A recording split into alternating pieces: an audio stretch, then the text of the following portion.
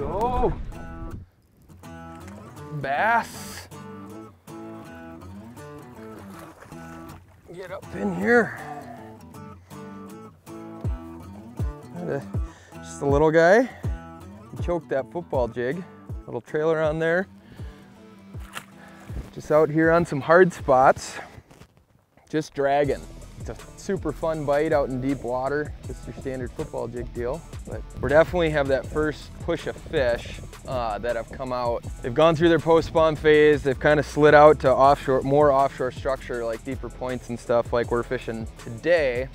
A great way to target those fish is a football jig. You know, you're not fishing deep grass. It's more of a hard bottom deal. We're on a point that comes out and it's got some rock and some hard bottom mixed in off the edge. And we're really just sitting here and I'm kind of just easily working my way around it, because on a lot of this stuff, if you have the confidence that the fish are there, a lot of times it's your casting angle. So just kind of slowly working your way around until you figure out that line that you're getting bit can be really key. And just not going too fast. You know, this is a 3/4 ounce jig. We're sitting in 24 feet of water. I think I'm casting up onto about 18. Casting it out, letting it sink down, and just a nice, easy drag. Longer cast too, using a little bit longer rod. This is a 7/4. I like a 7/4, medium heavy. 7/4 to 7/6 for this, where you can make that long cast. And then that lighter line, I don't personally like to go over like a 14 or 15 pound, just because of the depth that you're fishing. You know, if you were to use a 17 to 20, in my opinion, I think you get a big bow in your line. And some guys might like it. I personally don't, so I stick with like a 12 to 15, and I'm just dragging and feeling. And you're really just, you know, you're imitating a bottom base forage, crayfish, whatever. And that jig's just slithering through the rocks, crawling on the bottom. There we go. And it's, you know, you're fishing real deep water with fluorocarbon. It's largemouth, chunky guy, at least.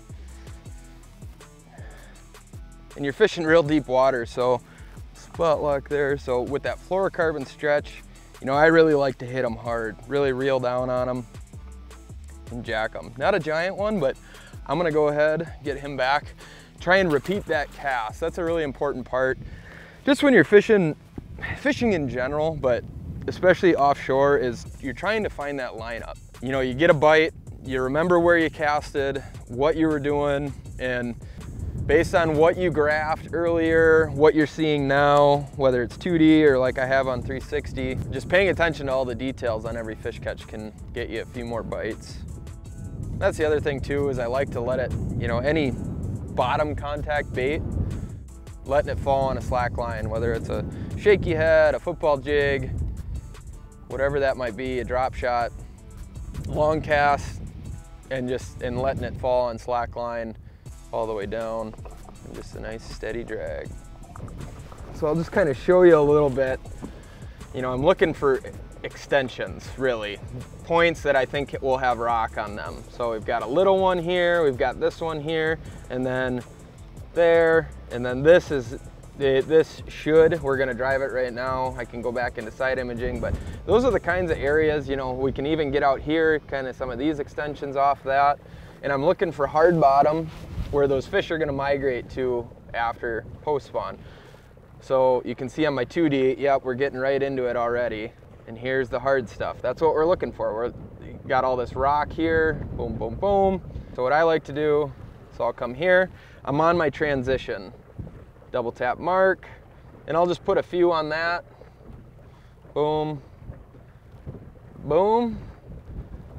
I kind of like to put one on the high percentage area. So we've got some rock here, mark that. And then I'll come to my right side and mark these nice rock clusters here. You can see on there, come there, boom, boom. So you can kind of see how that laid out. I'll go back to my full screen here and zoom in on that. So you can kind of see how that laid out. So there's my transition, boom, and then there's my rock up towards that point. Now I can spin back around, pull up on my 360, and kind of get a feel using my 360 of that piece of structure and make my lineups. I mean, as I target these areas throughout the summer, There's a lot of different baits you can use. You know, a football jig is a really good one if they're bottom oriented. Obviously a crankbait, a drop shot, things like that. But as far as bottom baits go, a football jig and a shaky head are two really good options. And it's kind of one of those deals where if they're definitely on bottom and they want something dragging, I'll start off with a football jig, try and get that little bit bigger bite, because I do feel like it probably generates the bigger bite most of the time. It's a bigger profile bait. And then before I leave a spot, once I find my lineup, I catch a few, they kind of stop biting or whatever, I can either change angles, or a lot of times what I'll do is pick up a shaky head and drag it around and get a few more bites that way. And when it comes to football jigs in general, like a jig is a jig, right? But head design has a big impact on how the jig fishes. So my opinion, football jig, it's a hard bottom deal. That's not what you want to be pitching into a deep grass line or anything like that. So the horizontal line tie, the shape of the head, the football shape, it just drags along the bottom so well. Keep that in mind. That's just what that's designed for. It's designed to imitate a little craw. You got that craw trailer on there, and it's with that flat part on the bottom, it's coming along like this along bottom, and it's a hard bottom deal. So that's why it's ideal for this offshore stuff. There we go. So this is just another example. I caught a few off this spot and I'm just rotating around it, getting that casting angle down. Not a giant, but that's okay. Gets the point across. Just dragging that little deal around. Rotating around this spot, getting that perfect angle down. I'm pretty sure I got bit on the cast before. I think one bit it, ran at me, dropped it. Nothing, made that same cast again and instantly got a bite. So see if we can keep replicating that. But straight off the bow, I've got a nice little patch of boulders here. I shouldn't say boulders, it's more like chunk rock.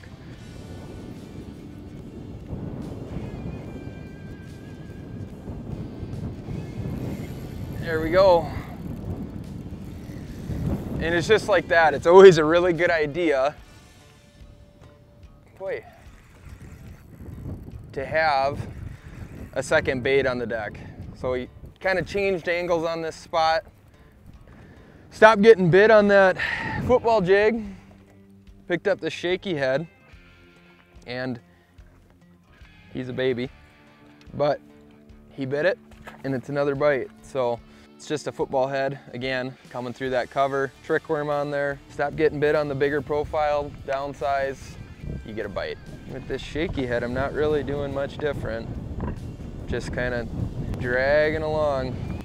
So I mean, it's finesse bait, right? So when you're in open water like this, I personally like having that longer rod, soft tip. You can let the fish really play into the rod, and then that braid just lets you feel everything. Here we go. Just like that. Jumper. I just let that rod absorb a lot of that fight. You know, it's on light line. You don't want to horse anything too bad, but this particular jig, he's not big, but I don't want to flip him. This particular jig, this little football head shaky jig, it's got a real fine wire hook on it, so it's just, you don't really need to set the hook hardly at all. It just punctures them so easily. Pop that out, real fine wire hook, and you get him.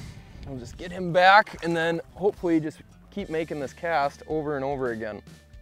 Keep getting bit. But I mean, that's really the name of the game on a lot of this offshore stuff, is finding the right angle, figuring out where those fish are in the water column. Today they're on the bottom, so we're using a shaky head, football jig, and then just finding that lineup and keep making that cast.